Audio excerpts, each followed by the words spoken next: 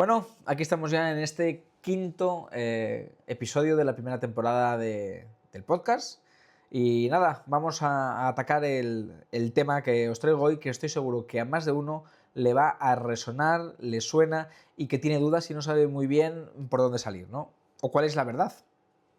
Y vengo a hablar de la relación clínica-laboratorio en torno a la odontología digital y en torno a la impresión 3D, ¿de acuerdo? Y vamos a hablar de modelos, ¿vale? Yo trabajo en mi propia clínica, trabajo en otras clínicas y en los cursos que doy, pues mucha gente me viene con dudas, preguntas y demás. Entonces, vamos al lío. Y es la siguiente. ¿Tu laboratorio te manda modelos impresos? Rehago la pregunta. Si tú pides una incrustación, por poner un ejemplo, quien dice incrustaciones dice carillas de disilicato de litio monolítico, lo que tú quieras. El laboratorio te manda, o una restauración sobre implantes, o un puente sobre implantes, el laboratorio te manda modelos impresos. Te manda el modelo superior, por ejemplo, si es un trabajo superior, y también te manda el inferior. La pregunta ¿es necesario? Y entonces yo quiero reflexionar con vosotros sobre esto. Y aquí habrá gente que esté a favor de lo que diga y habrá gente que esté en contra de lo que diga. Pero la gente que está en contra de lo que diga debería argumentar el por qué. Porque yo voy a argumentar la razón del por qué en el 90% de los casos los modelos impresos no son necesarios. Y de imprimirlos, ¿dónde están los posibles problemas? ¿Vale? Así que vamos allá. La odontología digital se ha concebido desde un inicio siempre para trabajar con materiales monolíticos. Esto es, disilicato de litio y circonio, ¿vale? Vamos a poner ejemplos para que todos hablemos el mismo idioma y nos imaginemos el trabajo que estáis teniendo en vuestra clínica ahora, o lo vais a tener la semana pasada, o que tenemos de forma recurrente. Vamos a hablar de restauración, de una corona en un 36, restauración dento soportada, ¿vale? O un puente de 34 a 36. Os pongo ejemplos, ¿vale?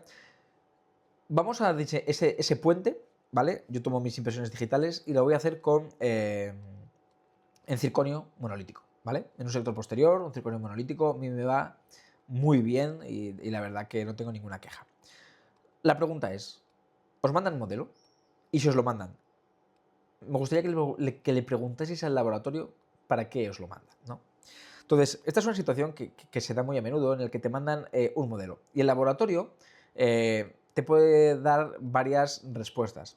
La primera de ellas no es que necesito imprimir el modelo para comprobar el ajuste de la restauración que te voy a mandar en el modelo. O no es que necesito comprobar los puntos de contacto para dar vía de inserción, ¿vale? Y en restauraciones sobre implantes, una restauración sobre implantes unitarias, ¿vale? Sobre un T-base, no es que necesito cementar la T-base, la corona sobre la T-base atornillada en el modelo porque puede variar la posición de la cementación y entonces te va a dar un error en boca y va a haber un problema. A ver, yo os voy a decir una cosa. Yo trabajo, mi clínica es una clínica normal, ¿de acuerdo? Tengo trabajos como todos del día a día, ¿vale? Y lo que más disfruto, sinceramente, porque me va de lujo, son las restauraciones monolíticas, sector posterior, dentro soportadas o implantes soportadas. No tengo ningún tipo de problema. Pero la realidad es que trabajo sin modelo. Vences, ¿cómo trabajas sin modelo en una restauración implanto soportada unitaria? Bueno, aquí lo que tenemos que tener en cuenta es cómo está diseñada esa librería de ese T-base, ¿de acuerdo? Depende de la casa comercial, depende de la fabricación.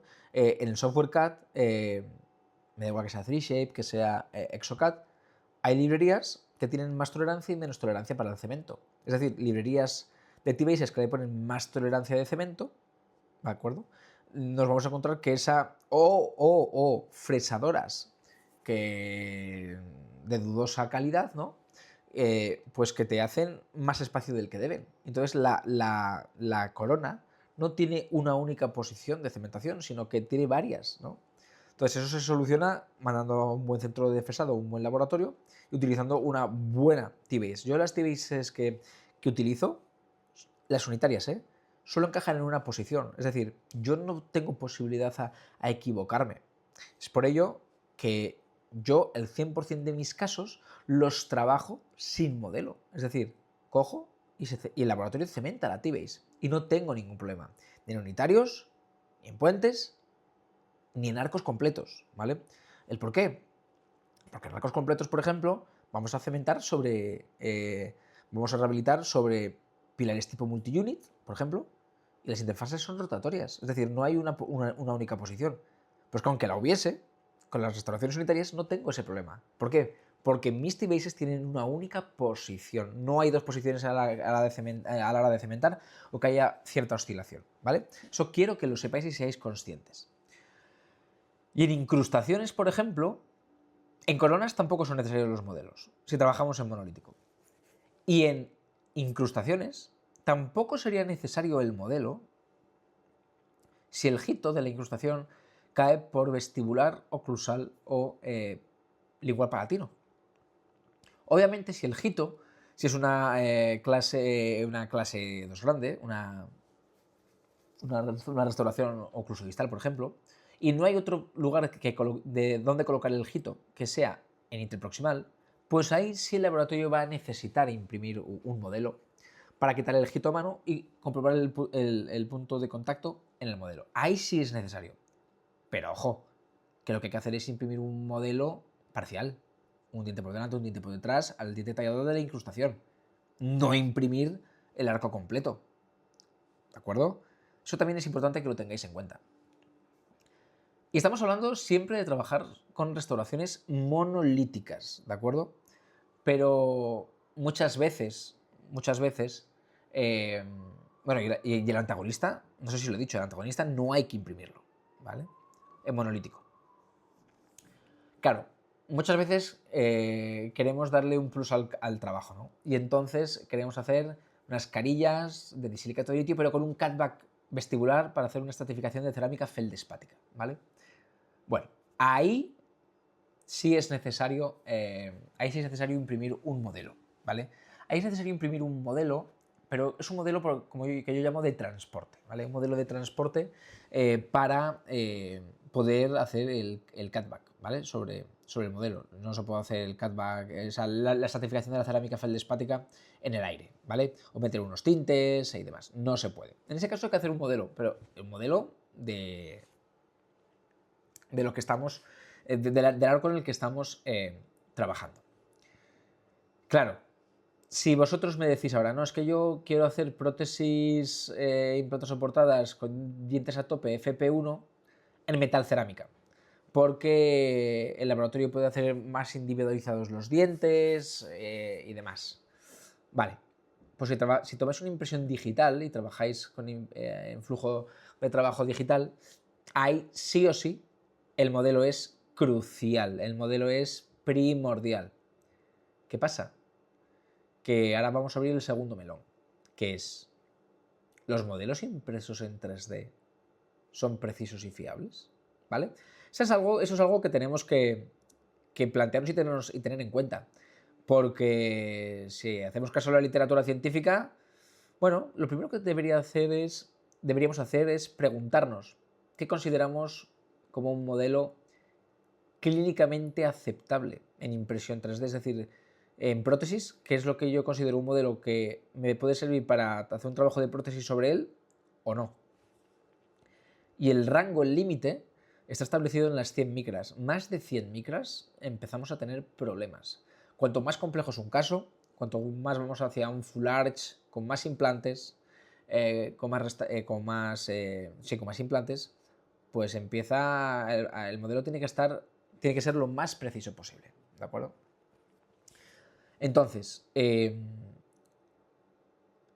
problemas que nos encontramos con restauraciones tanto implantosoportadas como dentosoportadas. Os voy a poner el ejemplo de una incrustación, ¿vale? Obviamente,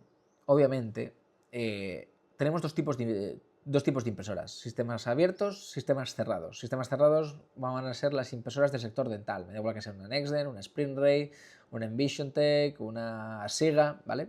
Que ya tienen sus resinas parametrizadas. Obviamente, el laboratorio que utiliza estas impresoras se va a creer a pies juntillas lo que la casa comercial le diga, lo que el comercial de turno le diga. Y sinceramente pensará que está obteniendo el mejor modelo posible.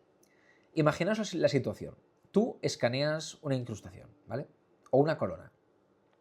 Y entonces, y que la vamos a hacer en la incrustación en disilicato de litio monolítico y el circonio y la corona en circonio monolítico, ¿vale? Y entonces el laboratorio hace un diseño, tú le mandas la impresión y hace un diseño CAD, ¿vale? Un diseño 3D de las restauraciones. Lo que te recomiendo, para una incrustación no, ¿vale? Pero para una corona, una prueba de plástico, ¿vale? O vamos a pensar que el laboratorio va a inyectar las dos restauraciones en disilicato de litio, para simplificar, ¿vale? Entonces lo que va a hacer es imprimirse un patrón calcinable. Se puede imprimir un patrón calcinable. O se puede fresar la restauración en cera. Y entonces lo que van a hacer es hacer una técnica a la cera perdida. Bueno, pues ¿qué creéis que puede pasar si ese patrón, ¿vale? Una vez que lo fabrican, lo comprueban sobre el modelo impreso y no llega a la línea de terminación, no ajusta, ¿vale? ¿Dónde está el problema? ¿El problema está en el modelo o está en el patrón que vamos a inyectar? Pues obviamente, cuando te has dejado un buen dinero en una impresora 3D con una resina que te han dicho que está validada, que no sé cuántos ingenieros se lo han mirado y que eso es sí o sí el Ave María, ¿no? Y que no hay error, pues piensas que el error está en el diseño CAD, ¿no? Entonces, el laboratorio puede tener la tentación de modificar el patrón para ajustar el diseño a la línea de terminación del modelo impreso. Y luego se lo inyectan. Y el laboratorio en el modelo del laboratorio ajusta, ¿vale? Ajusta perfectamente. ¿Qué pasa cuando llegamos a clínica? Pasa que no te va a ajustar, ¿vale? Porque el error está en el modelo impreso, ¿vale? El error siempre suele estar en el modelo impreso. Y estamos hablando de una restauración sencilla, implanto soportada, o sea, dento soportada, o con técnica adhesiva para una incrustación, ¿vale?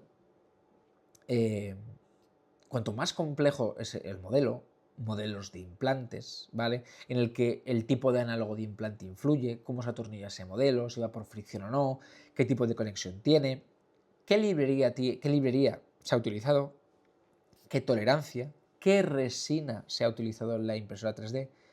Pues demasiados factores para que una rehabilitación sobre 6 implantes metalcerámica, ¿vale? Si está bien tomado todo con pasividad, ¿vale? Y la estructura metálica no ajusta en el modelo, ¿vale? Como el laboratorio corte y suelde la estructura en el modelo, luego a ti en boca no te va a ajustar, vas a tener que volver a cortar. Y estamos trabajando con una estructura metálica soldada y resoldada ya un par de veces, ¿de acuerdo? Entonces, lo que te quiero decir es que el flujo de trabajo digital está pensado para trabajar sin modelo, en monolítico, ¿de acuerdo? Que los únicos casos en los que tienes que imprimir un modelo es en incrustaciones con delgito CAN interproximal o cuando quieres hacer una certificación de cerámica feldespática o en casos de metalcerámica. Pero sinceramente, si vas a hacer un caso de metalcerámica, toma una impresión analógica, que es muchísimo mejor, ¿vale? Y comparte este capítulo de este podcast con aquellos laboratorios que te digan que el modelo es imprescindible sí o sí, que sin él no pueden trabajar, ¿de acuerdo? Porque sinceramente se puede trabajar sin modelo, es un verdadero lujo trabajar sin modelo y hay que delegar, ¿no? Y hay que dejar imprimir los modelos para aquellos casos que sean estrictamente necesarios, imprimir lo estrictamente necesario para hacer el caso. No imprimir por imprimir, que a mí me ha pasado que me mandan el superior, el inferior, dos inferiores, otro superior, uno parcial, y por supuesto me lo repercuten en la factura, ¿no? Que esto no se trata, que muchos técnicos de laboratorio se lo toman como es que el dentista no quiere pagar lo que vale el modelo. No es que no lo quiera pagar, es que creo que hay que trabajar con ciertos protocolos y tenemos que utilizar e imprimir lo que vamos a necesitar, ¿vale? Y que si por imprimir más vas a retocar más los diseños y las restauraciones y luego en la boca no van a encajar, Yo, como dentista, estoy perdiendo tiempo y dinero, mi paciente se va a enfadar y tú como laboratorio vas a tener que repetir. Y todo es un ciclo vicioso en el que al final se empieza el ambiente a enrarecer y al final no sabemos si el flujo de trabajo digital es beneficioso o no. Y esto es una anécdota que os voy a contar que a mí me pasó realmente hace un par de años. Yo di una charla de impresión 3D y se me acercó un técnico de laboratorio que tenía un laboratorio y me dijo literalmente, mi laboratorio es un polvorín, con analógico todo funcionaba, con digital nada funciona. Estoy todo el día repitiendo y repitiendo y repitiendo pruebas y no sé qué hacer. Y estoy desesperado y nadie me da una solución.